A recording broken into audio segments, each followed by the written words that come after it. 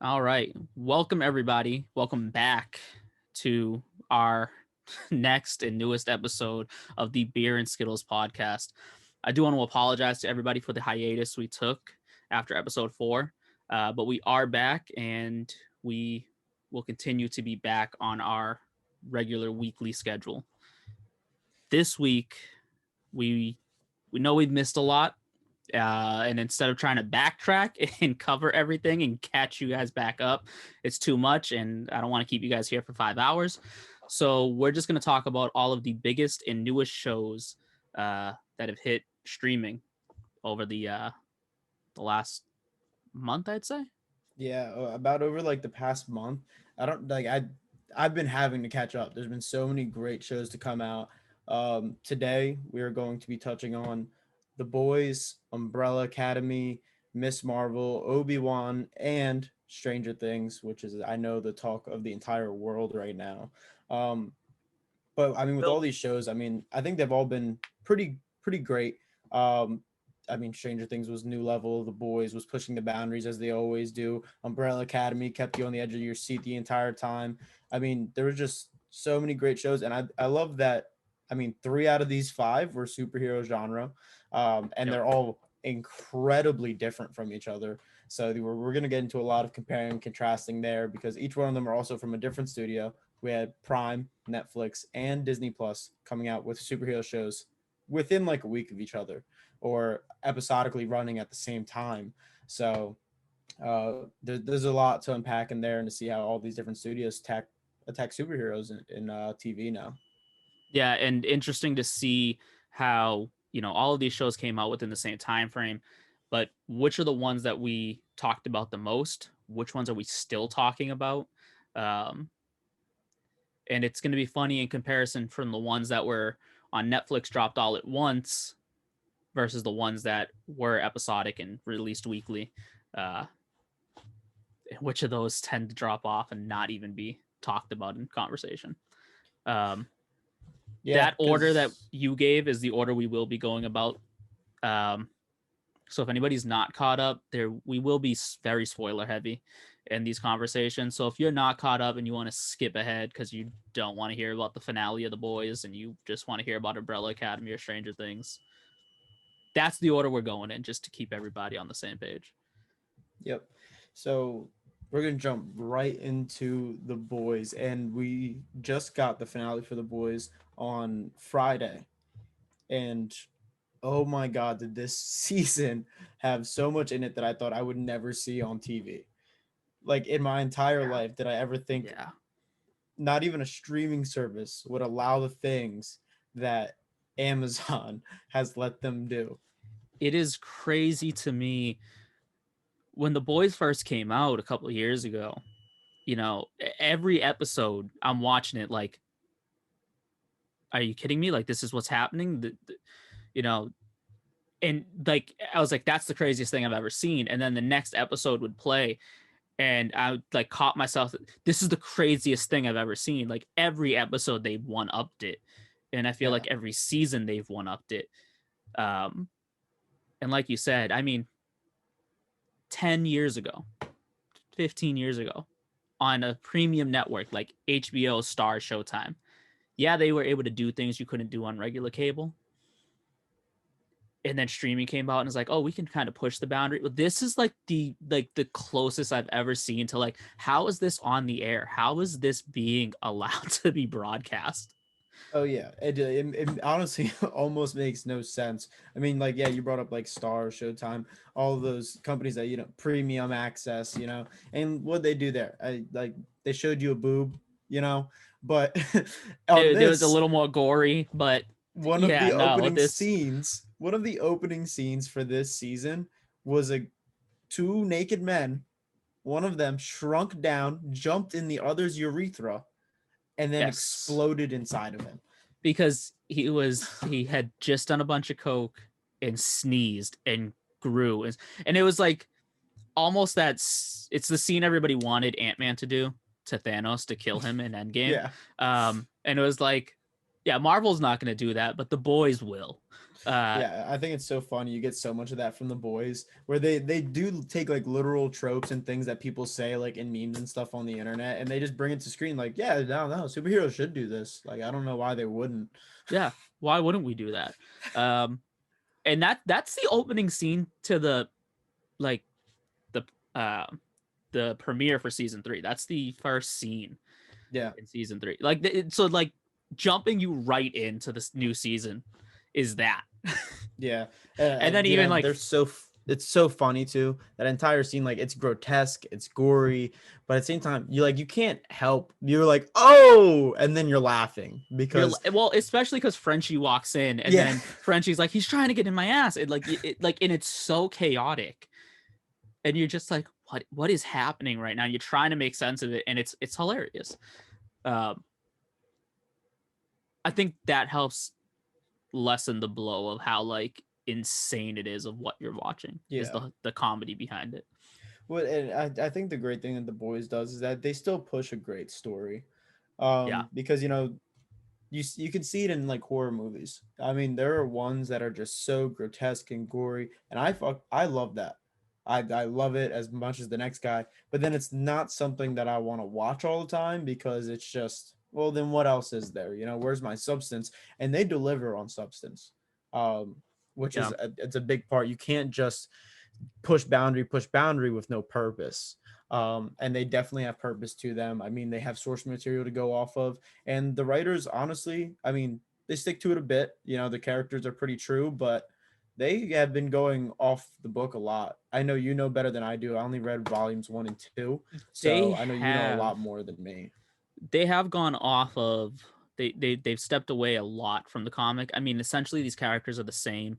Um, but even the changes they've made, and I get the changes they've made because you know people who've read the comics, if they already know the uh the twist, um, then really gonna you're not gonna fool people twice. You can't rewatch Fight Club for the first time. You Yeah. know what I mean? Like, so changing that, but the characters are the same. Like Homelander's still the same person, and I think that's what helps. If you read the comic, whatever, you read this and you're like, oh yeah, these guys are still the same. Homelander's an ass. Soldier Boy is different in this. Soldier Boy was in the original comic. He was trying to join the Seven, um, and I like this storyline better in the show. Oh, dude, and like we have talked about the newest addition to the cast, Jensen Ackles, which Fantastic. love Jensen Ackles. Supernatural is possibly my favorite show of all time. That's obviously what he is known for, playing Dean in Supernatural. Iconic role, cult following for him. Trying to think, was it 14 seasons of 22 episodes apiece at hour long? I mean, so he launched a show for his entire career and brought it to new heights. And we never really knew what he was going to do after that, after it ended. And we saw him in The Boys, and he killed it. He's not a one-trick pony. Um, he can do other things. He's not just the guy from Supernatural, and I love seeing him kill the role so much. I mean, just the tough, manly 1950, 60, that whole era of where he's supposed to be, and he brings it to the new age.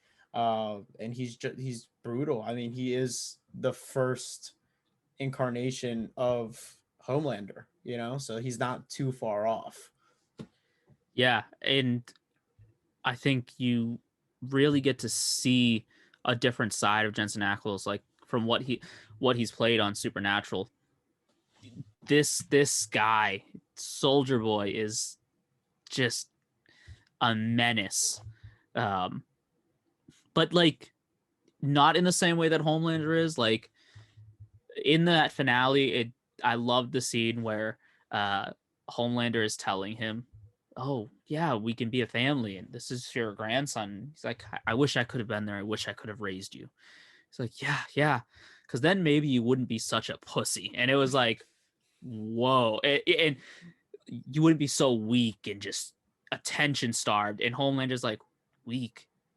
like just can't even like put together what is happening.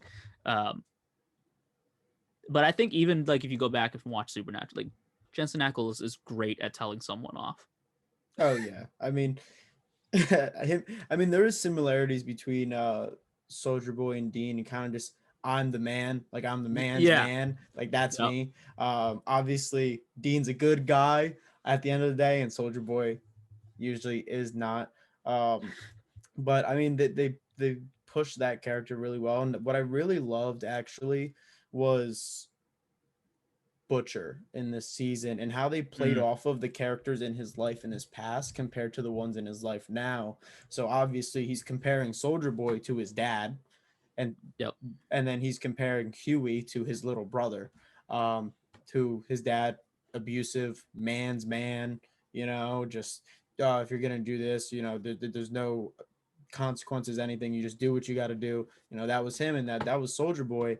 And then his little brother, who was a lot more, lighthearted. He was much more, he wasn't hardened. He relied on Butcher for protection, and you get the same thing out of Huey.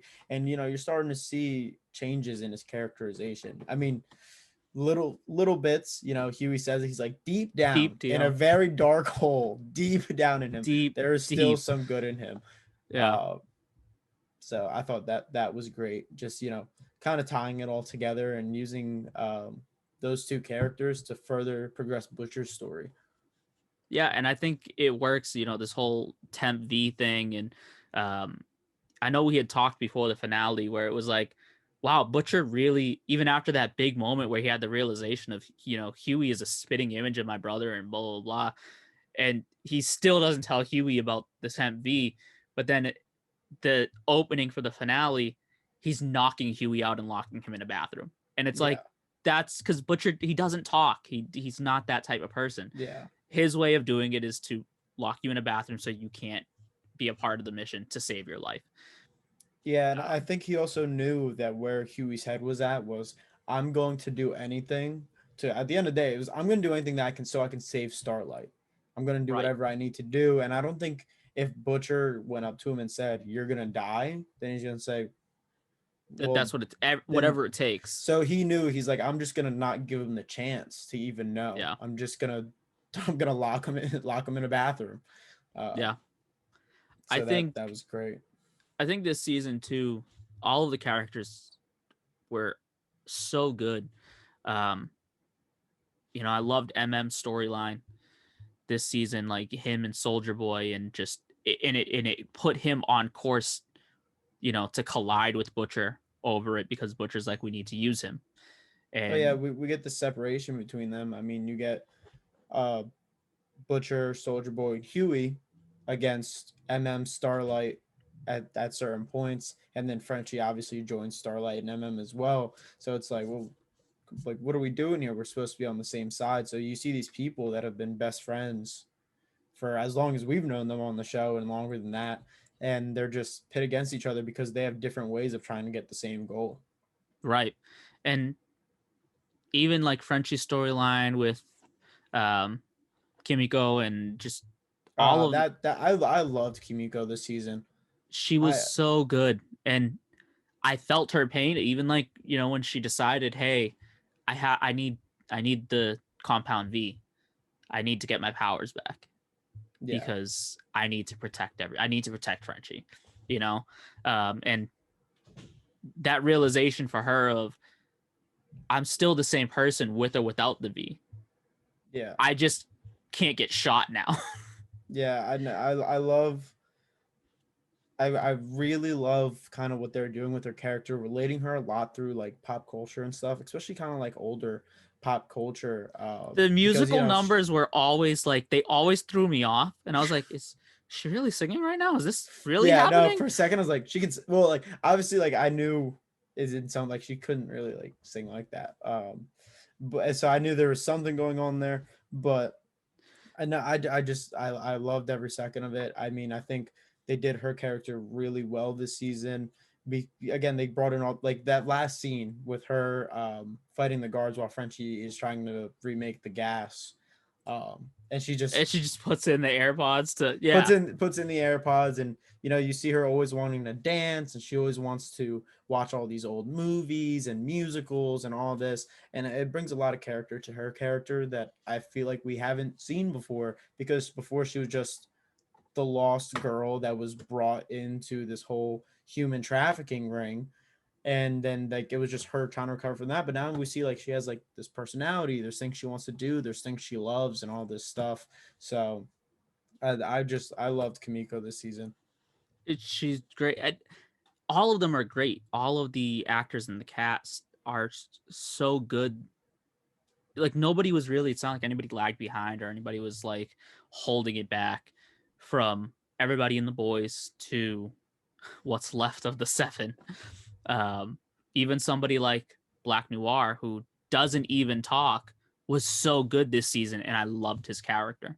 Um, Even without one of my favorite scenes in the whole season was him walking away from Homelander into the elevator to cut out his chip. Yeah, And he did. had There me was no tripping. words, no No, words spoken. He he just just handed it to the girl. and is gone. Um, but also one of the biggest shocks for me was at the end when Homelander kills Noir. Yeah, um, that was I really actually didn't see it coming, because for some reason I don't think we really saw it in previous seasons, but Noir, but he just had some kind of trust in Noir, probably because he Noir can't talk, which we found out the reason why Noir. I thought he just didn't talk. Now we know why he actually can't talk. Right. Um, but yeah, just because I guess he couldn't talk, Homelander being the psycho and being so conceited that he just kind of made up everything that he was saying in his own head. Just like, Yeah. oh, I'm just venting to Noir. This is what he would say. So then you got to see like, oh, he actually trusted Noir more than anybody. Uh, So I will say I really loved Noir scenes this season too, especially when we get him by himself in that like Chuck E. Cheese uh, with all the animated characters and everything. It was like all of a sudden we're in Who Framed Roger Rabbit. yeah, that got me for a second, because I didn't know. I mean, it's the boys. You never know what's real and what's like not, because everything in there is crazy. So it's like, they have animated people in this world. Like, what's going on? Obviously, apparently, Noir is just crazy. Um, But it makes sense. He has a head injury. We got that flashback scene. And then in that episode where the animated characters play through what happened when the Russians invaded, yeah, his head split open and it's still that way. Like he's still got this serious head injury. So him being a little bit crazy makes sense. And oh why he yeah. doesn't talk makes Wait, you sense. saw like Soldier Boy fried his throat in his entire face. Yeah. But it's crazy though that like Homelander is so detached that Noir not telling him that Soldier Boy is biologically his dad. He killed him for it. Like that's insane. And the scene that followed, Homelander this whole season has been on a power trip. Yeah, The scene that followed where he tells the Deep to go kill the VP, where he, tells him, "Oh, Noir was my best friend, and I killed him. You guys yeah, ain't shit." yeah, And then tells Ashley to take off her wig, which poor Ashley. I yeah, I loved and hated her this whole season because there are moments just like you're such oh my like so annoying of just trying to power trip as well, but at the same time terrified of Homelander and ripping her hair out. Wasn't expecting her to be wearing a full wig. nah, didn't expect that.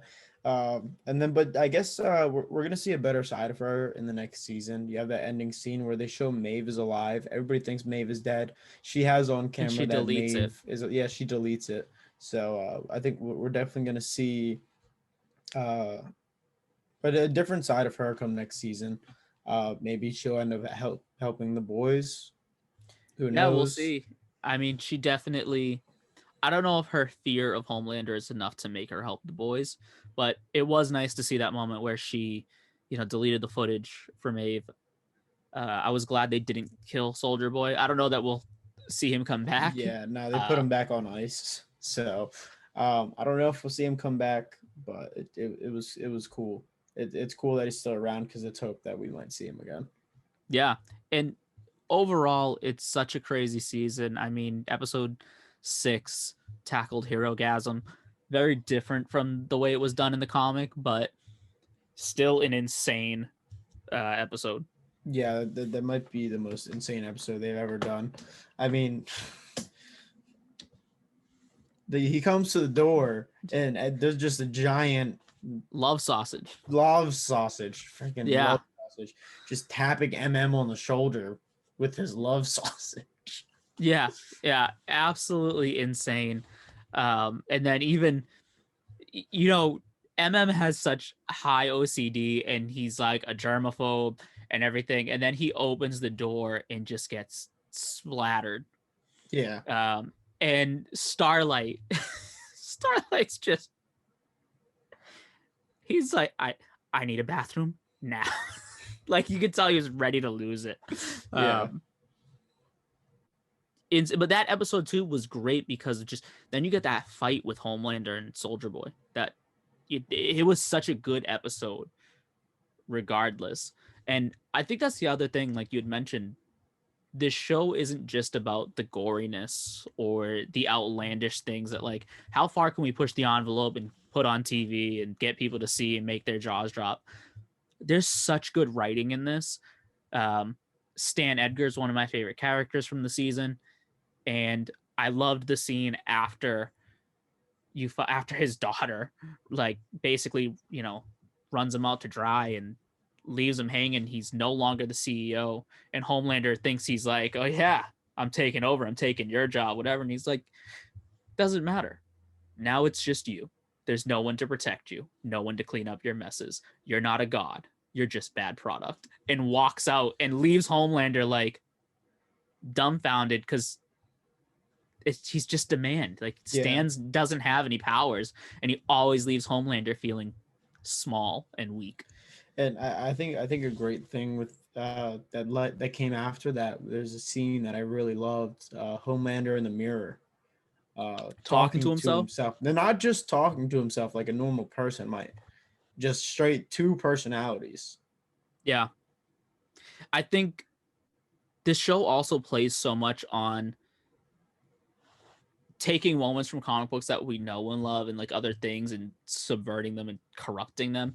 And, like, I don't know if you remember, there's a very famous comic panel of Superman stopping this girl from jumping off a building and saving her.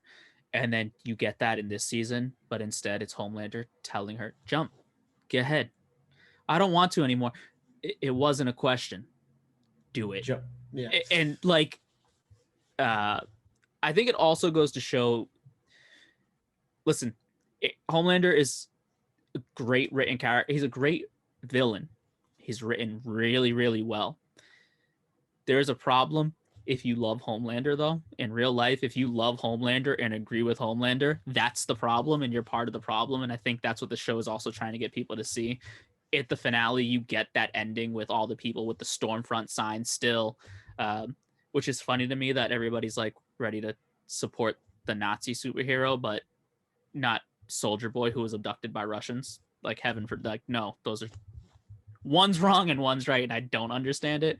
But when Homelander kills that guy for throwing the thing at Ryan, and then he's like, oh shit, I fucked up, this is not it, and then MM's daughter's stepdad, MM's ex-wife's husband, he starts cheering, and it's like, and then everybody's cheering, and they're, Homelander and Ryan are like, okay, this is our people. And it's like, no, this is so bad. This is so wrong. They really caught me by surprise with him getting Ryan. And Ryan actually accepting him as his dad now. I mean, honestly, I think things would have been different if Butcher didn't do what he did. Yeah. If Butcher hadn't been such a dick to him prior and telling him off, basically, to try and push him away to keep him safe. Like Butcher basically, it's a prime example of you made your bed, now you got to lie in it. Butcher pushed everyone away and pushed everybody into the positions they were for this finale and where they're going forward. Because even like Frenchie's like, this is a democracy now. Like, I'm done taking orders. We're done with this. Yeah. This is how we're running things. And a lot of it is Butcher's own fault. Yeah, it's going to be an interesting dynamic to see come the next season. But another show that honestly, obviously they don't push the envelope like the boys did, but they definitely went further in depth with some different aspects like the boys is Umbrella Academy. I saw they seemed a little more grown up this season, tackling more bigger issues. They brought in a little more of a gory element to some of the scenes. Yeah. Really kind of coming into their own this season. I mean, I always thought the Umbrella Academy was great, but I think they really kind of picked up a new pace on this season. It was amazing. I think this season might be their best season yet. And it was a lot of fun. Umbrella Academy's always been fun though. Like there's a lot of musical numbers and like dance scenes and stuff like that. Somebody's always singing every season. It's a really fun show. But like I loved them changing you know, Vanya being transgender as, you know, to help and match with Elliot Page and that journey. And it didn't seem to take away from the show. It didn't change the dynamic at all. The character is still the same. I loved what they did with Allison's character this season. I absolutely loved her. I hated her, but she was great, yeah, but I hated her. She's so good. And like even some of the moments, it makes sense. I loved when they're at the wedding and, you know, Victor tries to apologize and Allison's like, I don't care. I'm done meeting you halfway. You wanted us to be close. We got there and then you fucked it up. And, you know, and Victor's like, is this really how you want to end things? Don't worry. I'll sleep fine tonight. And I was just like, just like Jensen Ackles, great at telling somebody off. Even like prior when they were at the Sparrow Academy and she used her powers to shut Victor up, and was the moment that even everybody in the room was like, whoa, we should have left you in the basement. It was like, Allison, calm down. Like, this is enough. But like, she's been through a lot, and I'd say she's been through a lot more just emotionally than maybe some of the other members of the family have been. I mean, give or take. I mean, all of them have been put through freaking like hell. Especially, but I do think when you want to say, if you're going to compare it all, her and Victor went through the most. I think that's she lost her boyfriend, husband, whatever. I forget what his name was, but back when they went back in time, and she lost her daughter. You know, she hadn't seen her in years. You know, time is always really tricky in that show. Victor thought she fell in love with somebody, and then he helped her to cause the end of the world, and then she finally tried to come to her own and found the girl. When she went back in time, she lost her because they went back, and then she found to the future. Yeah, that she found the kid that she thought was like kind of one of her own, lost him. You know, she ended the world twice. You know, like there's I think a lot that she went it, through as well. So I think it's just surprising just to see how both of them came to cope with what happened to them. And I think the problem is that it was just the fact that Victor was hiding things from Allison. Like Allison said, like we were close. We got there. You know, we helped each other. They were on they were on the same page. They were communicating. But it was the lying about Harlan. Like, because essentially Harlan's the reason that the Kugel Blitz even existed, because he's the one who messed it up. And I don't think it's less of, you know, even when Victor's like, you know, did killing Harlan bring back your family? Did it bring back your daughter? And like, that's not the point.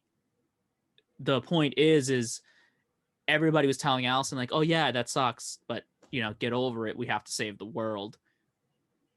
but everybody else was wrapped up in their own shit and like didn't care.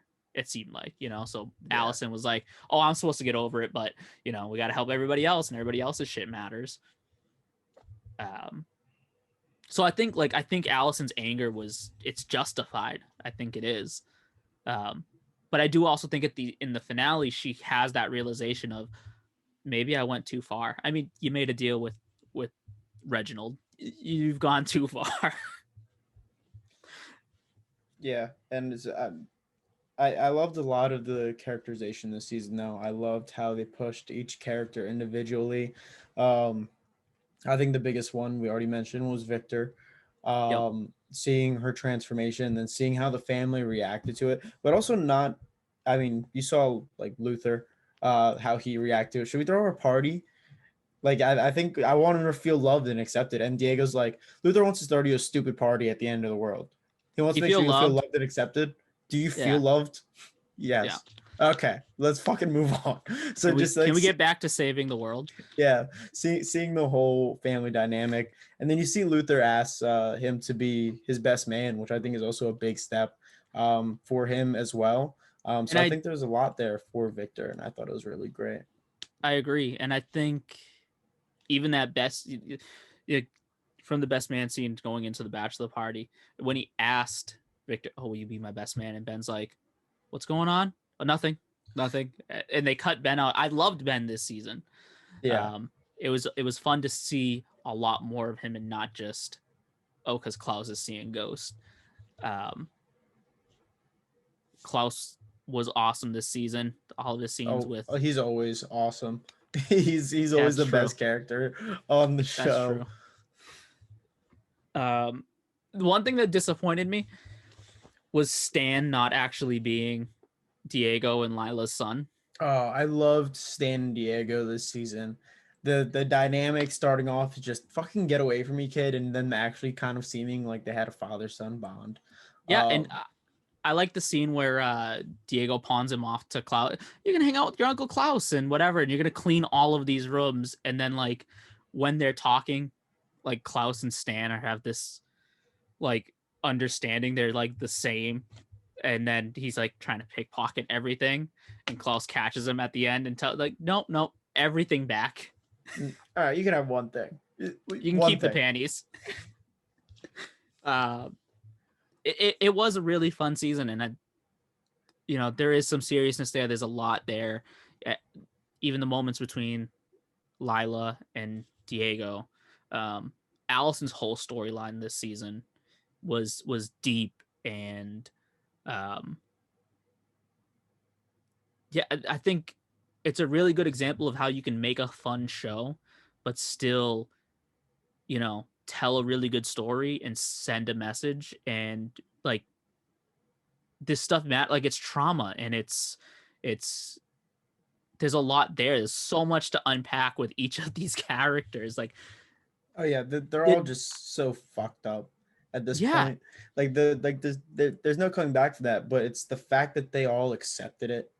They're like, I mean, they said it because the Sparrow Academy was just like, what is wrong with you guys? Like the entire first half of the season, Sparrow Academy is just like, like what is wrong with you guys? And like, we're messed up. Like, yeah, I mean, like, there's nothing good about us at all, actually, but we're a family.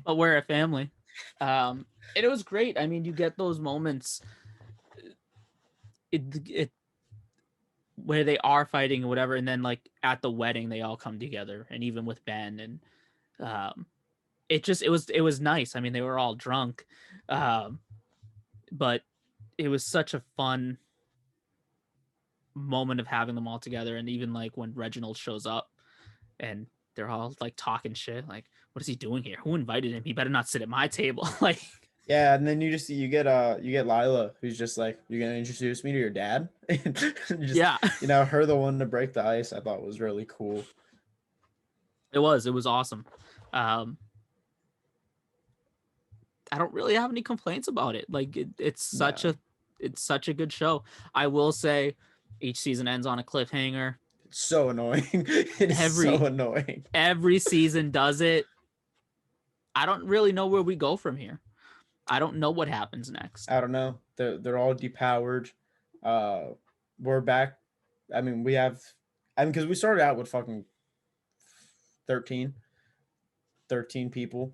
And now we have the original. They killed off all of Sparrow Academy except for Ben and Luther's wife. Um, so then we got the original 7 back, and then we get Luther has his girl, and then Lila, but then they're all depowered. So and then they're in this world where their dad's wife is alive again. I Right. think there's going to be a lot more to unpack. I think with Luther because there's the scene where they show, oh well, you don't go to the dark side of the moon. The reason you don't go is because he keeps his wife He's on the keeping her dark there. side of the moon. But that's the reason that he sent him there. And you saw us in season 1, he was just wondering, what was my purpose for being on the moon? You just didn't like me and you sent me off because I was an abomination. But it was like, no, you're the only person I trusted You were to protecting the most important thing in the universe, is yeah, what he which tells him. but he still doesn't know that still. He Right. still doesn't know what it was, and I think now that she's back, and she's there, and you see that there's this whole different dynamic to whatever world they're in now. I have no idea what the hell happened after the Kugel Blitz. So yeah, I think it's gonna be very interesting to see. It is interesting, and I think she's going to play a very important part in the story going forward. In back when we first saw Abigail in the flashback with Reginald when he was on his home planet and she died, this like gold dust, came off after she died. And then in this season, at the beginning, we know all of the women got pregnant in a matter of seconds. The Mhm. beginning of the day they weren't, and then they were giving birth by that night. And we actually see that same gold dust flowing through the train that, went into Ben's mom, and she then all of a sudden she was pregnant. So, you know, who is Reginald's wife? Who is Abigail Hargreaves? How powerful is she? And if she dies, that power get released. So can she give the kids their powers back? And even in this next season, are we going to see more people that were, you know, born with powers like the other people that would have? I have no reason to believe that the other sparrows aren't around somewhere in this new world. No, yeah, they could be. They definitely could be, and I think I don't know if it's ever gonna come into play, but there's still 1 or 2 kids that were born with powers that we still No, have there not was seen. 87 kids born that day. Oh, there's 87. Yeah. So there's still a lot of kids. There's still a lot. Yeah. Um and he only because he was only able to adopt 7. He went around and he was only able to get 7 of them. And then obviously a different another 6 of them when he Another changed 6 of them, timelines yeah. And then we know Lila is one of them is as one of them as well. well. Yep. So, but there's still that still leaves a whole lot of like other people you could explore and other characters um, to introduce and play around with. Yeah, I think there's a lot of places the show can go, and honestly, I feel like this show is so underrated, so underly talked about. Um, just I don't know if I'm not saying like it's not a big show, like it comes out on Netflix, it's on the front page for a week or two, but I don't really know anybody else that watches Umbrella Academy, and it doesn't get talked about. I mean, you saw they dropped Umbrella Academy and Stranger Things in a short time span of each other, so it Yep. got very overshadowed because who really cares about Umbrella Academy when I mean, possibly the biggest show in the world is out. it uh was dropped in between uh, the the first part half one and two, and yeah. part 1 and 2. Yeah, I will say, segueing us into Umbrella Academy not being talked about enough, and it should be a show that everybody would assume is going to be the talk, and then just really isn't. Is Miss Marvel, which, considering it's an MCU project, it's the thing that everybody's going to be talking about this, and not really. No, and I feel like I think it could be a realization with Marvel, or a realization that people are having with Marvel, where I feel like I'm not hearing about things that they're putting out as much as I used to, especially the shows. Um, I mean, I know we were already on hiatus when Moon Knight came out, but I was very greatly disappointed with Moon Knight. Miss Marvel is Very. actually pretty good so far, but I'm not getting away from the Marvel formula that I love because it brought me so many great things for the past 2 decades almost. And but it's just where, like, when am I gonna get something different? Um, and we're I just think still running with that, and I think I think everybody's realizing it, and nobody's talking about Marvel as much as they should because even well, and I think the other thing is there's just so much content out now for Marvel that it's almost like you're not left to think about it. You're not it's you're not, they're not letting it sit with people and discuss it. It's yeah, this is the episode every week, and then this is the next movie, and it's like I didn't even get to process the show because now the movie's out, and before I can even process the movie and really like let it sink in and how much I liked it, whether it was good or bad, the next show is out, yeah, and and the finale for Miss Marvel, uh, we're is recording this on Sunday. It's on Wednesday, um, and Thor: Love and Thunder just came out this past Thursday, Friday. So yeah. there's a lot happening with Marvel, and people are starting to pick and choose what they care about. And even, I mean, obviously it's opening weekend, but I feel like I'm hearing less about Thor: Love and Thunder than I thought I would have. Yeah, and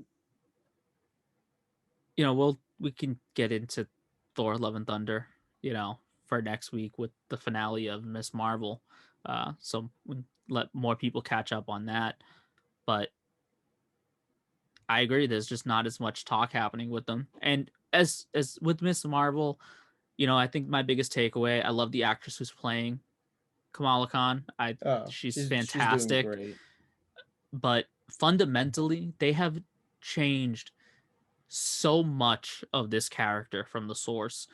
Where did they change Moon Knight? Yes, there were some changes to Moon Knight. I wish they hadn't made him, but essentially, it was the same character. Same story. I wouldn't say it's the same Yeah, character. There's but so much from his character that I hated because they weren't true to who he was, and it wasn't for the better. Like it just was yeah, not for the better. It was to fit their script, and to I make a family-friendly Moon Knight, which shouldn't have been the case. which shouldn't have been And the case. with Miss Marvel, I feel like, and it's a testament to the actor. She has captured the personality of Kamala. This is like watching her on screen. I'm like, this is her. This is what I feel like. This was, what when I was reading, you know, Miss Marvel, when I was reading the Champions and everything. This is her. But they've changed so much about her power set and everything that I'm a little turned off and turned away from it all because it's like this is your chance. This was your opportunity, and we'll see what happens with the finale. But this was the place where you rebring in the Inhumans, especially because Black Bolt was in Doctor Strange too. This is your place to bring the Inhumans back into the fold and like start to reintroduce everything. And it's like you've just completely walked away from her origin, where her powers came from, and everything. And it's like, why? And it's not Yeah, even just the power change of her, like, okay, you wanted to change her powers to look more cosmic to match Miss Marvel and the rest of the Marvels, even though, spoiler alert, the Young Avengers are not carbon copies of the original Avengers. They just labeled themselves after the heroes that they looked up to. But even if you did make that change, you made her powers look more cosmic. They're brighter, they're colorful. She's not an Inhuman. You took away Terrigenesis. You took away the core fundamental thing that still made her related to Miss Marvel, because Miss Marvel, Captain Marvel, Carol, she's running around with the Kree. Like that was your connection. You didn't need to change her power to look more bright and colorful. She's already connected because of the Kree. yeah. It's just the way that they're handling a lot, and I just feel like they're going about everything in the show. I mean, the show's enjoyable. Don't get me wrong. What I don't think it lives up to Umbrella Academy or The Boys, which we said were also Yeah. two other um, superhero shows that came out all around the same time. Yeah, they're all running at the same time, and they're not owning up when Disney/Marvel is supposed to be the big superhero company. Uh, it's still enjoyable. I don't go into the show hating it. I watch it every Wednesday. I don't miss it, but I feel like they're missing on beats that they should be. And I think a lot of people are getting annoyed with, we know Disney bought other studios. We know one of those studios is Fox. We know like all these things that should be brought in already. Yep. And every movie that's coming out, oh, this is gonna happen. This is gonna happen. They're bringing this person in. The nothing. Yep. We have nothing, and I think people are kind of getting tired of the teases and all this because then I'm guessing they're gonna wait for the next Avengers movie.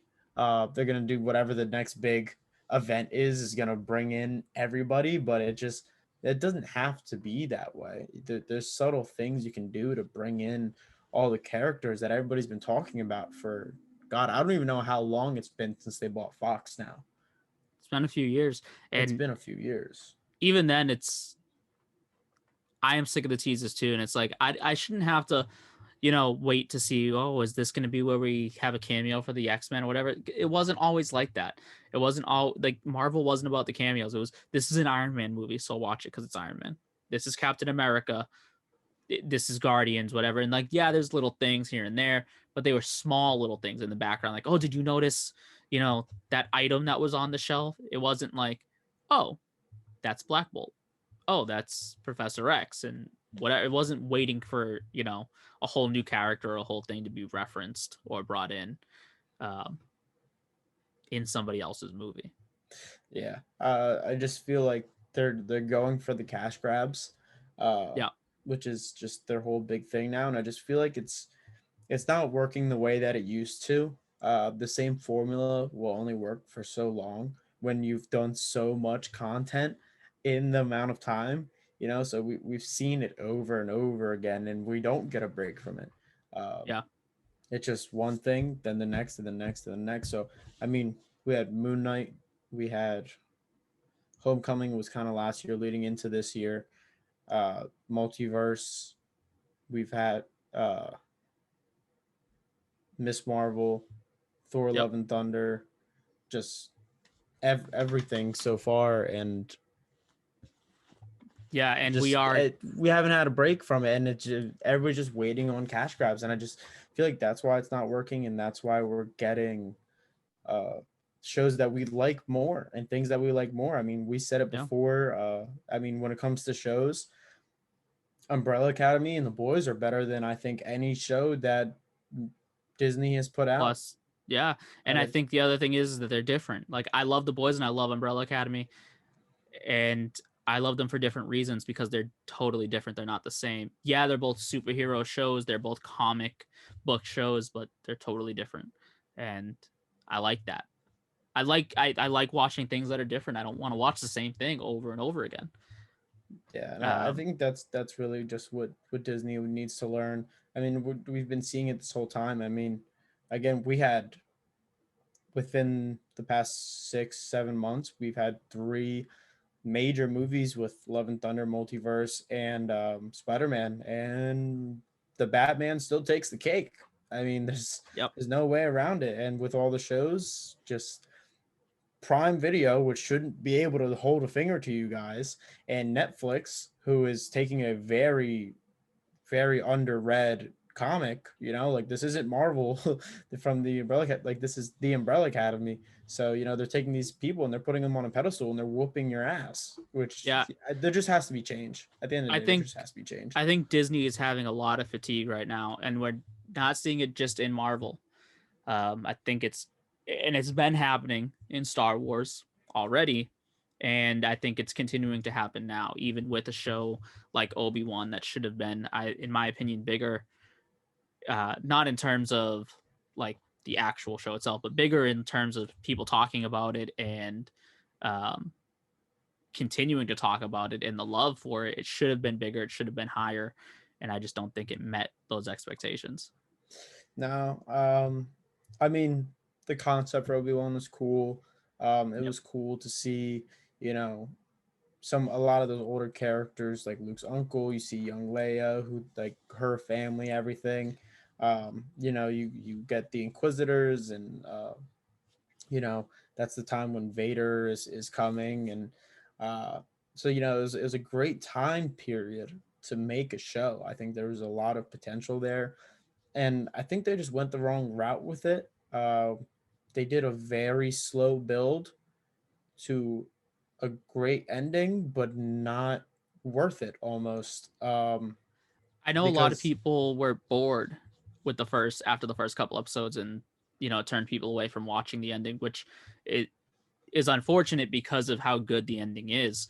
Um, and I do think there are some things Star Wars fans are particularly toxic, especially when it comes to new content in the Star Wars universe. I mean, the fans were like that even when George Lucas was still doing it. The toxicity that surrounded the prequel films at first to now people look back and love the prequel films. Um, so I do think that everything in the Star Wars universe, when it comes to new content, takes time for people to appreciate. Um, I like the characters. The actress who played young Leia was great. I think she was, really funny, and I think she really captured, Leia's essence. Um, a lot of people hated on Reva, but I think the character worked, and I enjoyed that storyline that they did, and how they tied it back into Anakin and the younglings and everything. Um, I will say, anytime we get a flashback in Star Wars to Order 66, it breaks my heart. Um, it's just like, again, really, this I have to watch them kill all the Jedi. Damn stormtroopers, clone troopers. Um, but the biggest takeaway I think from the show is 100% Ewan McGregor as Obi-Wan. oh yeah, He's I mean, he's great.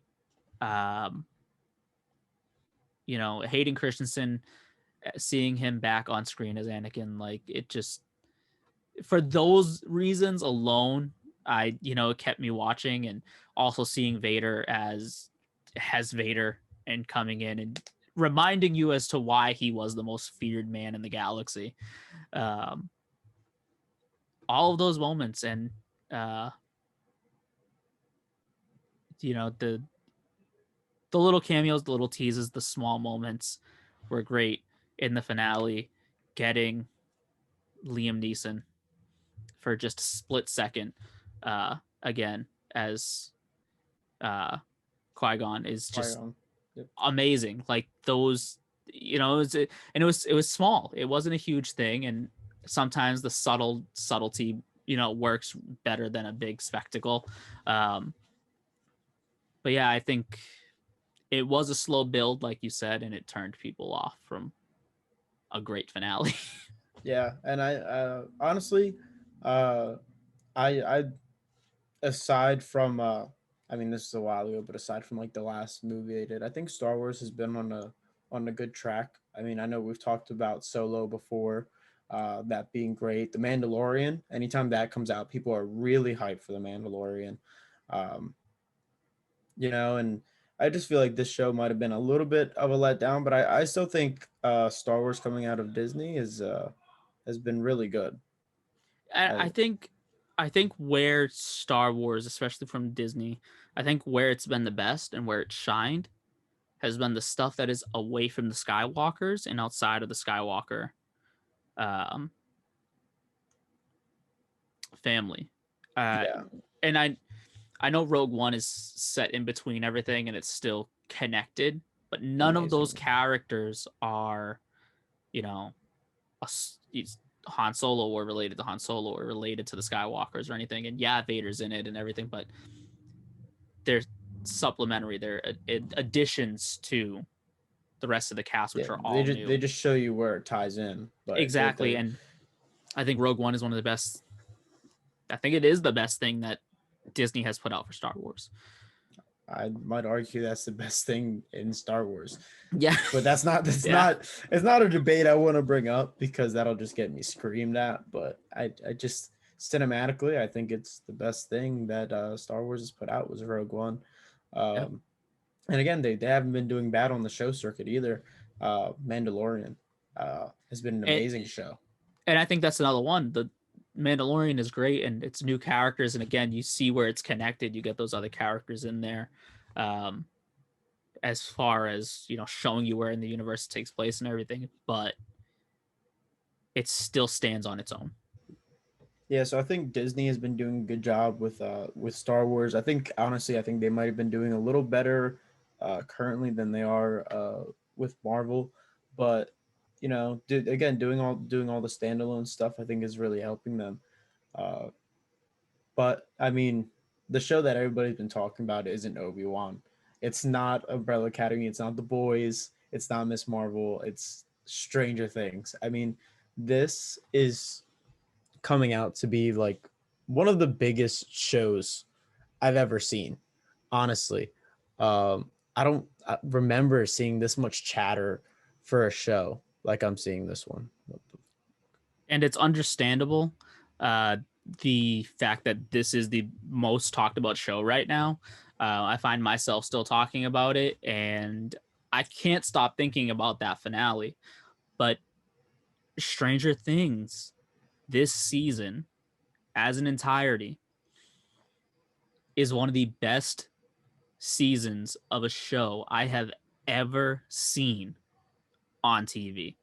The editing, the acting, the soundtrack, just everything to it like comes together, and it feels like each episode is a movie I'm watching in just a series of movies, especially that last episode. It's 2.5 hours. Yeah, I mean, it was insane. I know I mean, from the jump, Stranger Things was an amazing show, and these kids were so young when they started the roles, and we said these are all going to be big names. When they Yep. grow up, they're all going to be big names. I mean, we already see it with Finn and Millie, and I think we'll probably get it with Noah, and I don't remember all of their actual names, but I think we're gonna get it with all of them eventually too, because they are so good. I mean, Yeah. Noah, who is Will, had some really powerful scenes. You see him crying a lot. We're getting kind of hints to why. I mean, the running theory right now is that Will is gay. Um, Yeah. and you see, he's also really tortured as well from his time in the Upside Down. I mean, he spent more time in the Upside Down than anybody that wasn't Vecna. So you see that he's a tortured soul, and you get a really powerful performance from him throughout. I mean, when he has that talk uh, with Finn, and he's like, you're the glue, like you hold everybody together, like, and he's talking about Elle, but at the same time he's talking about himself. He's like, you hold me together. He's Yeah. like, and you see him like breaking down in tears.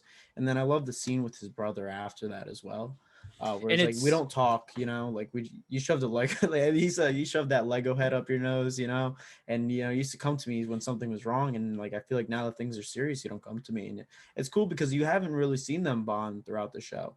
I mean, and yeah, maybe in the and he beginning of even season 2 you see it, but then he he kind of jokes veers and tells off. him, he jokes around and tells him like, oh, it's you've been stoned Yeah. like this last year or whatever. Like Jonathan acknowledges, he goes, yeah, that's my fault. And you're right, you do see that bond. I think it again, this is another show that the writing is so good, because when he's having that moment with Mike in the back of the van where he's telling him, and Mike is looking at it like, oh, yeah, you understand. Yeah, like I love Elle and blah, blah, blah. But like, obviously, Will is talking about more than just that. And they're in a van, so there's no way that Argyle and Jonathan didn't hear them. But Mm. you get the recognition when Jonathan looks in the rearview mirror, and he Mike doesn't notice that Will is looking out the window and He's he's crying. crying, Yeah. but Jonathan does. And then so I love that scene in the pizza shop where Jonathan brings up him sticking the Lego up his nose and whatever, and you know talks about, we haven't been as close as we used to be, and I miss that. And uh I think it's such a great moment. I mean, the season is full of those moments, though. It's full of all of these great moments, and the writing is just so good. The direction, and starting like just from the top of the season, them being at school, I was so happy when Elle busted that girl's head open with the roller skate, I was cheering at the TV because she deserved it. Yeah. Like Elle's been through a lot. I don't I don't want anybody messing with Elle. She's been through enough, especially when she was then trying to come for Hopper, and it's like, we ain't gonna go after the man who saved Hawkins. Like, Yeah. uh, and going from that, everybody's separated. Everybody's all over the place. Um, a couple Yeah, new we have characters. 3 different storylines going at the same Yeah, time, and it still felt so coherent. And not only are there different storylines, they're obviously related because they all come to the same thing at the end, yep, but they're in different parts of the country, and one of them isn't even in the country. They're in Russia. Like, yeah, so I mean, and they do a great job of focusing on each one of those 3 groups and still bringing all of their stories to the table and making them powerful. I mean, we just talked about it. I mean, you have all of the back and forth when it comes to Elle and Will and Mike, and you have those 3 and their whole dynamic going around there on one side, and then you have all of the other kids and the older people like Steve and Eddie and all of them just fighting to keep Max alive and figuring out what's happening in Hawkins. Um, just to go to Russia and you see just Joyce just trying to get Hopper. yep. Um, so it just they did a really good job of pushing all of those stories. Uh, and it came together beautifully in the end to where they're all helping each other from different parts and none of them really know it. I mean, the only Yeah, ones that maybe had a clue was Max and Elle. uh, but you have uh, Steve and all the older guys just fighting in the upside down trying to get Vecna, uh, while Max is trying to bait him, and then you have Elle from across the country going into Max's mind trying to defeat Vecna on the mental and scale.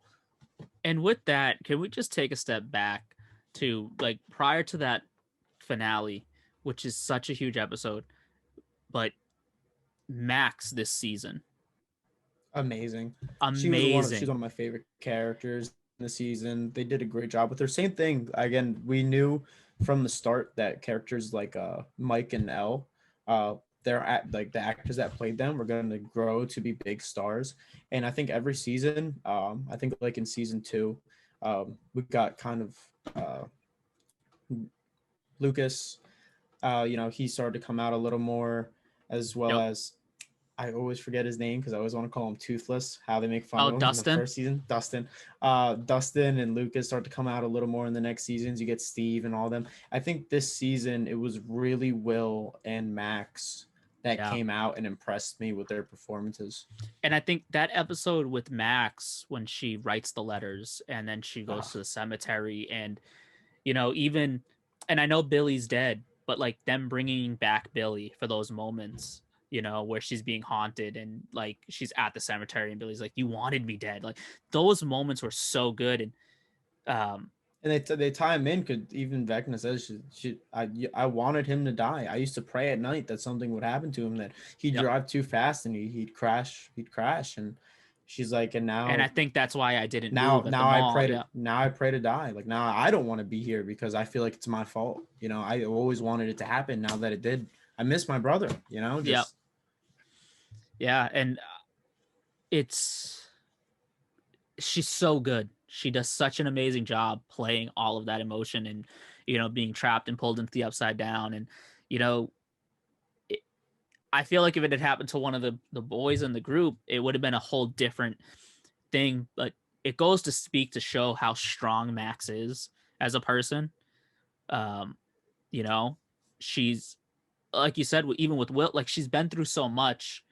Um yeah, I mean, you see when she first shows up, she distanced herself from everybody. She's not dating Lucas anymore. She just yep. is by herself all the time, and because she's tortured. She because with all of them, they all had good lives before the upside down, before all of that. Max never had a good life. She was just everyday kid that was in the bad situation. Yep. And then it just keeps getting worse for her because now she's with the rest of them, and now she's the fate of the world's on her shoulders. So Yeah. I think this season um, does a great job. Every season introduces new characters, and Stranger Things does the same thing every season. It introduces a character you love, and you'll say goodbye to them by the end of it. They did it in season 2 with Bob, um, and they did it in season 3 with Alexi, and they did it again with Eddie in this season. I loved Eddie. Um, on the flip side, they did create a character this season that I absolutely despised and cheered when they died at the end, and that was Jason. oh my god, fuck that guy. I mean, I hated him. great Oh job yeah, of being someone to hate. yeah. But oh my god, he was such a prick. I loved.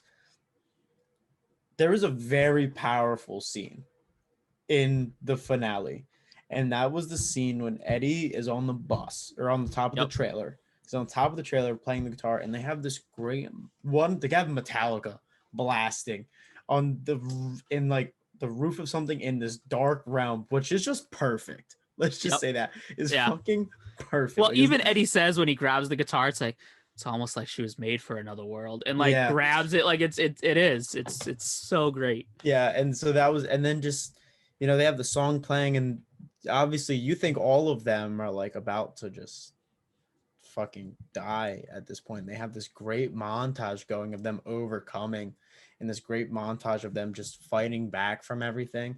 And I thought that was Well, but great. it's funny because it's almost like they're fighting back, and then immediately after Vecna realizes they're there, because then like Erica's like signaling them, they go in and they're sneaking around, and then the Jason shows up and they Yeah, tackle Erica, and it's like everything just went to shit. Like you had this moment where Eddie was playing, and you're like, this is amazing, this is so dope, and then it just all falls apart.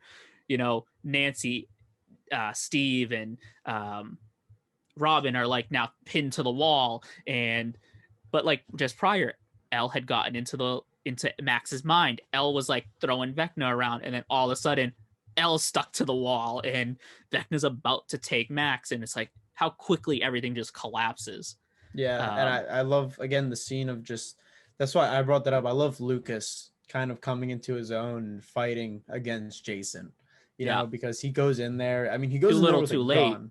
Yeah, he goes in there with a gun and just something catches his attention and he fights him, which is, I mean, it might sound like stupid because some of them are fighting much bigger threats, but this is the little geeky freshman taking on the big bad all athlete senior in high school. Jock, yeah, I mean, there's no like better story than that. I mean, imagine when you're a freshman in high school. I mean, those seniors look like freaking giants to you. Like they were untouchable. So he like came to his own just fighting him. And even then, even though he's not Vecna or some like dimensional being, that's a big moment for him. yeah. I I will say, you know, I'll admit it. This season made me cry. The finale made me cry, um, and it's the moment. It was the moment with Max because Elle breaks out. She hears Mike talking to her, whatever, and she has the real and it's right before Lucas starts to fight back against Jason and win that fight. Everybody's losing, and then Elle comes off the thing, throws Vecna against the wall. All of a sudden, Nancy, Steve, and Robin are throwing the Molotovs at him, and Nancy, badass with her shotgun, just fucking yeah. blasting them. Lucas catches Max after knocking out Jason, and you think like, oh my god, like yeah, you saw Max's legs get twisted, but like she collapsed, it didn't finish. So you think like, Which okay, we won. I know. I thought that was crazy enough on its own because that the scene was powerful before she died, Yeah, for the minute that she died. But because you see her getting taken up in the air, you think it's over.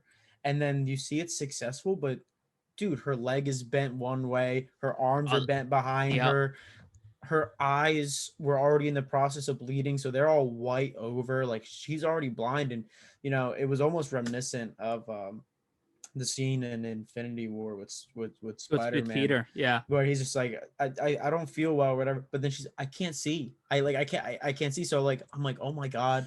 Like, even if if she lives through this, she's a potato. Like, this is sad. Like, just And that alone is sad. it's a great comparison comparing it to that scene with Peter in Infinity War, because yeah, it's she even tells it, I don't want to die, to Yeah. Lucas, and you get that same thing from Peter, like, I don't want to go, and it's heartbreaking. She's, I don't want to die, I don't want to die. And he, like, Lucas is calling to Erica for help, and I really love the scene because what Lucas didn't see was he wasn't alone in the Yeah. Upside Elle Down. was Elle like was right on there, his and shoulder. like Yeah.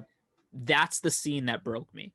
Seeing like Elle and Lucas sit there crying as Max died, and I was just like I couldn't keep it together. It such a heartbreaking moment where it's like we won, but at what cost? Yeah. And it was crazy to me. Was just, again, it's that juxtaposition. Again, Max was so good this season. Yep. I have to find out who plays her, which I've seen her in other things too. She was in She Fear Street that Fear came Street, out. yeah, Was she that was the in end that. of She did a last really year good or job. early Yeah, this year? Yep. it was around Halloween time of last year, I Yeah, believe. and she was great in that. She was amazing. Because then you get that juxtaposition where, again, the episodes before and even earlier than that, I don't think I deserve to be here. I don't want to be here. I want to die.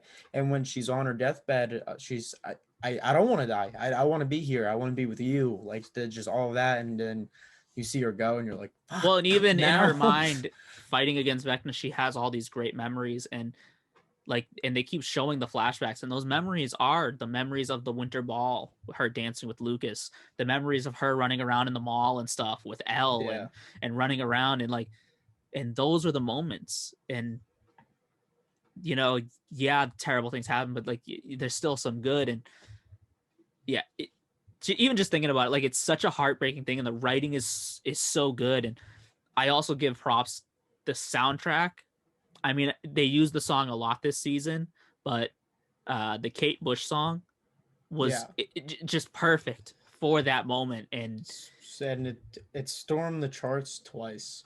yeah, it's insane. It's It's breaking records now all of a sudden. Um, you know, how many years later? Came out in 85, so you're, yeah, Yeah, and not only did it 20 climb to number one, it climbed to number one in and not in the first part, then climbed back to number one in the second part, in the second which part. is Yeah. unheard of. Yep. And Which shows the impact of the show. It shows how big this show really is. how much in the zeitgeist it is. Yeah, this is pop culture. Yeah, And it's crazy because it's referencing pop culture from the 80s, but like this is modern day pop culture. It's crazy just the cycle it's created.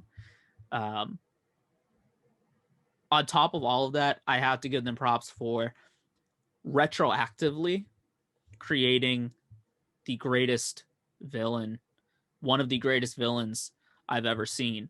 Um, because you get storylines and shows and movies that, like, oh yeah, this was all caused by this guy, from the beginning it's always been this guy.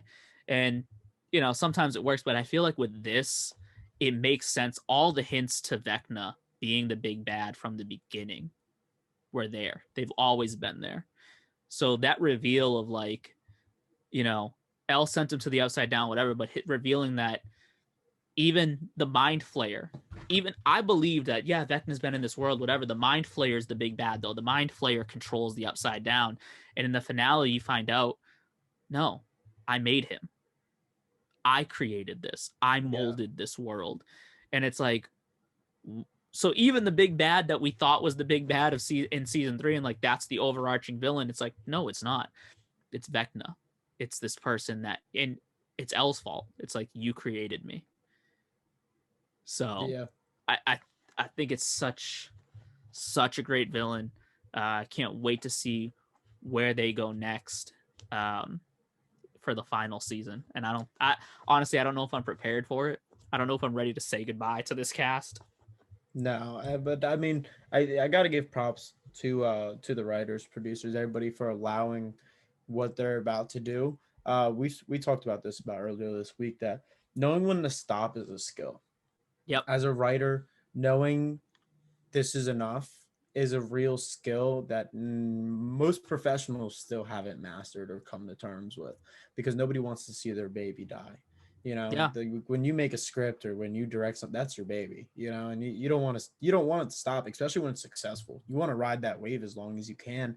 And they already said, from the jump, they said, we planned everything You can't when torture we these kids forever. yeah, they planned everything from before they made the first season. They're like, we didn't write season 1 and then we got picked up for season 2. No, we planned for 4 seasons. Granted, we overdid ourselves and we can't do 4 seasons, so we're giving you 5. But Yeah. this is it. Like, we stuck to the script the entire time, and once we hit the end of our script, that's it. We're done. And it sucks because you don't want to see it stop, but then you're never gonna see it turn to Lost. You're never gonna Yeah. see it go bad. Which is great, because then it's gonna go down as one of the best shows in history. I don't know if you had seen this. The finale was so big. The second part of Stranger Things was so big that the Duffer Brothers have opened up their own production studio. Upside Down Productions, I believe is what it's called. Um, they signed a deal with Netflix. They will be doing a Stranger Things spin-off, which I'm excited for, because if they're still doing it, the writing's going to be great. Who knows what part of the world or where we're going to go with that spin-off, you know? Um, it means we don't have to say goodbye to the world. We may say goodbye to some of these characters, but we're not done with, Hawkins. Mm. But yeah, that's exciting. They're also going to be tackling an adaptation of Death Note. Hopefully this is a lot better. Hopefully it sticks to the source Yeah. material, and The but only thing I want back is William Dafoe, but other than that, Willem Dafoe was great as Ryuk, and that was the only good takeaway from that movie. all right. There is at least one more thing we have to talk about, because we'd probably get crucified if we didn't, and it's Eddie. Eddie was a fan Eddie's so favorite great. this season. Eddie was the person that everybody's been talking about. I've been seeing fan art for Eddie all over TikTok. I've been seeing people talking about Eddie, people fanboying Eddie, just Yep. everything. He's like their new sensation right now. He's like, because before, I think the most popular character was Steve, and I think Steve probably still is. And I But love he's up Steve. there. He's with them now. Eddie, And and then for one season, Eddie made it to a fan favorite, and I think he's gonna stay there. I think, even the other moment in the finale that was heartbreaking was Eddie's death. And Stranger Things is good at it. They love introducing a character that you're gonna love and you're gonna fall in love with, and then just brutally murdering them. But that moment with Dustin that he had, Oh when he yeah. died, and like that moment where I didn't run away this time, and it just, it kills me inside. And Dustin sitting there, and it's crazy, because for Dustin, like, Steve and Eddie are like his parental figures. They're like, they're the people that he looks up to. Those were the two guys that, Steve, prior to that, that's like his, father figure. You see it in the previous season when Steve's working at the I think it's the hot dog place, the ice cream place. Yeah, ice cream place, the ice cream place, and like, the buddy, you're back from camp, and and Robin's looking at them like, what is going on here? This kid's like, they 10. have such a brotherly bond too, because even in this season you see it with, like, when they go in the house, like, oh, we'll be together. Oh yeah, we'll be a team. Why can't I ever be partnered with somebody else? Oh, you don't like me? Like, there's that whole bond.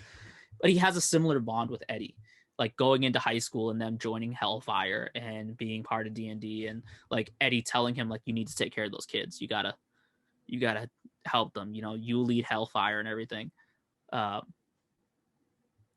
And Dustin gets that moment with Eddie's dad, His uncle, with his uncle, with Mr. Munson, and like, I was there, and he's a hero, and like trying to like give him that, like, I understand Eddie's not the person that they're trying to make him out to be, and I just want you to know that, it wasn't for nothing. He saved my life.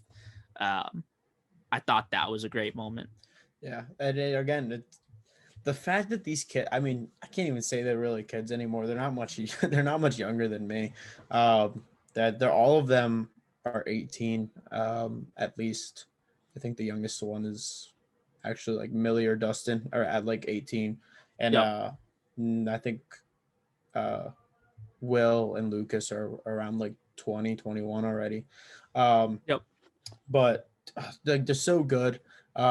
You if you've never seen, again, they're not really children anymore, but they're still playing kids, and you've never seen child acting like this before. And Dustin puts on a great performance when he was sitting there with Eddie. You know, when Eddie cuts throat, he's like, Eddie, no, and like, you know, just him screaming, begging for him to come back, and then he takes it upon himself to go back in there, and he's just watching him get attacked, and he's running, he's trying to save him, just get there, and like Yep. then they have that moment together, and he delivers a great performance, and you think like that's probably it, but then he delivers another great performance talking to his uncle, just breaking down into tears because, you know, he's the only person that he probably could do that with because they're the only two that knew who Eddie was. Yeah. It's Eddie was a great character. Dustin does such a good job on that scene of delivering the emotions that we're feeling watching it happen. Mm-hmm. You know, and you know he's limping because he twisted his ankle when he jumped back into the upside down to try and save him. Again, it's great writing, it's great acting, the editing, the cinematography of it, the soundtrack, everything comes together so well in this season. I mean, it always has in Stranger Things, but Yeah. it comes together so well here. You know, and there's the characters we haven't even talked about. Papa coming back was great. Everything that happened with Hopper and the new prison guard they introduced, and um, everything is it all together. It's so well rounded. Everything is just nothing is lacking, and nobody's lagging behind or holding it back. Even the one episode we get where we meet Dustin's girlfriend and Susie, you know, in her household, it's Yeah. so chaotic, and she's such a fun character. Argyle is another hilarious character they introduced this season. He's so funny. I've seen people try to, you know, people online aren't a huge fan, and it's like this is the funniest character in the show. He's such a stoner and he Yeah. nails it. um Very stereotypical 80s stoner right there. Just it's and so Cheech and I Chong. I It's love when he goes to the other surfer boy pizza shop, and the other guy behind the he's counter a is exactly stoner, like him. exactly the Like same, the exact same, like they're exactly speaking the the same. same language. It's so Yeah. funny. um but yeah, it's just amazing. And I have to say, between where we started with the show, we started with this podcast with The Boys and Stranger Things, in my opinion, are two of the best shows that you can watch right now, that every season has Just managed to get better. top the last one, where it's like, let's get better, let's make it better. The first season of The Boys is great. Second season is even better. The third season was amazing. Stranger Things, same thing. Each season has gotten better. If you were to even rank them in like They ranking the just be seasons, reverse order, yeah. but and it's not like, oh well, that means season one is trash. No, season one is still No, amazing. It's season still one great. took the world by storm when it came out. Right. It's just, this is good. And like we said, ending it on a high note and knowing when to say goodbye, and that's how you keep it as the greatest show of all time. Yeah, I mean, I got the freaking Stranger Things season one post right there for those that can see that. Again, like as soon as that show came out, it took people by storm, you know. Yeah. So, and it's still going, and it's just crazier every single season, every single episode. Everybody just gets more attached to these characters. I know going into the season, I was just like so worried. I was like, "Fuck, are they gonna like die? Like, who's gonna die?" And I think, you know, when you've hit something great when you're doing spin-offs. We're getting a spin-off of Stranger Things now that was just announced. We are getting the spin-off of The Boys that's currently being filmed. It's called Varsity. It's Mm. The Boys' answer to the X-Men. um Yeah, and then we I had know we the mentioned it cart the before. animated version Diabolical for the boys. We had that. Yep.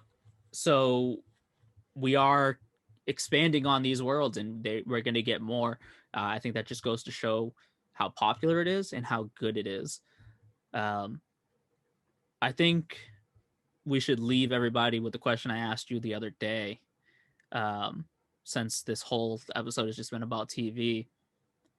If you were teaching a writing course, what are the 5 shows that would be mandatory for your students to watch? And I think it's a tough question. it is a tough question. And I think I'd like to see what other people think. I'd love to hear what everybody has for their shows. Um, it's interesting. Don't just look at it as the best written show. Me and you had talked about, what to do and what not to do. Yeah, you pick almost want to teach a show that's like that went on the air and then nobody talked about it after it ended because it's like, well, what happened there? Because like The Walking Dead, what not to do with a show, or Game of Thrones, how not to end the show, or with Lost. There's a lot of different aspects and takes on that. This will probably be a question that we'll post on our TikTok, which will give you guys more chances to actually interact with us, comment, duet, and all that stuff. But with that in mind, this is gonna wrap up episode 5 because we are way over time right now. So sorry for probably such a long episode. We'll see what it comes out to after the edit, but I'd already know this is going to be such a long episode. Sorry for that, but we had a lot to catch up on. And then, soon we'll be back on our regular pacing. We can keep our episodes a little more concise because we'll be on track for everything coming out. So we'll look forward to, being on here again next week and hoping we can deliver what we were before. Yeah, I mean, it's good to be back. So being on schedule, there should be less to talk about every week. Yeah. And like I said, we're going to try to get more interactive on other platforms, promoting ourselves a little more on Instagram, getting more interactive on TikTok, posting more videos there. Probably for the Miss Marvel finale. For those of you that like the Miss Marvel show, I think we're going to do a little TikTok about that. If we don't get to tackle some new movies, we'll do those on our TikTok. We know there's a lot of great movies out there, like Black Phone, Thor, Top Gun. If we don't get into them next episode, they'll definitely be on our TikTok sometime this week or next week. So stay tuned for all that. And we've had a lot of great questions come to mind that we're going to start posting there that you guys can interact with, like the one we just told you. So thank you for tuning in for the Beer and Skittles Depths of Pop Culture podcast, episode 5. And hope you guys tune in again next week. Thank you.